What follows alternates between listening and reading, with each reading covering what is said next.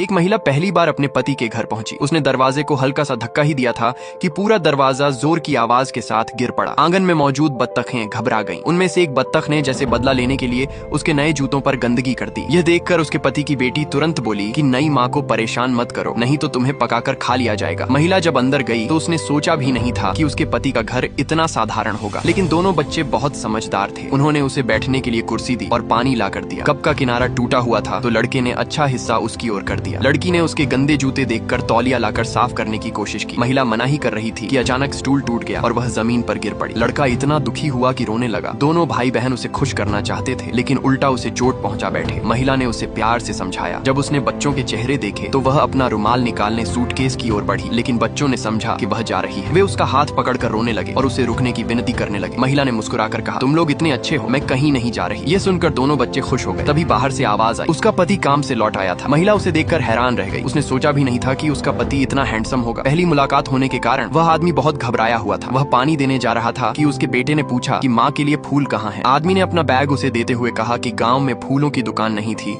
इसलिए उम्मीद है उसे ये फूल पसंद आएंगे। जैसे ही महिला ने बैग खोला वह चौंक गई। उसमें शुद्ध सोने से बना फूलों का गुलदस्ता था। आदमी को लगा कि शायद उसे पसंद नहीं आया। तभी बेटी बोली कि पापा और भाई दोनों ही पुरुष हैं, उन्हें महिलाओं की पसंद का अंदाजा नहीं है। फिर उसने एक घड़ी निकालकर महिला के हाथ में पहना दी। वह हीरों से जड़ी हुई एक महंगी घड़ी थी। तब महिला को समझ आया कि उसका पति असल में बहुत अमीर है। उसने हैरानी से पूछा, मेरी माँ ने कहा था कि आप मछली बेचते हैं, क्या मछली बेचकर इतना पैसा कमाया जा सकता है? आदमी उसे अपने फिश फार्म पर ले गया। वह बहुत विशाल था। उसने बताया कि वह समुद्री खेती एक्वा कल्चर का काम करता है। बच्चों ने भी बताया कि उनके परिवार के विदेशी व्यापार, होटल और टूरिज्म जैसे कई बिजनेस हैं। महिला को एहसास हुआ कि उसने गांव के सबसे अमीर आदमी से शादी की है। इससे पहले कि वह सब समझ पाती, आदमी ने उसे लाखों करोड़ों रुपए से भरी बैंक बुक दे दी और कहा कि अब से घर की सारी जिम्मेदारी उसी की है। महिला ने तय किया कि वह इस पुराने घर का अच्छे से नवीनीकरण करेगी। उस रात महिला थोड़ी शर्मीली थी और पति के साथ एक ही कमरे में नहीं सोना चाहती थी। लेकिन तभी दोनों बच्चे तकिए लेकर आए और बोले कि वे सब साथ में सोना चाहते हैं।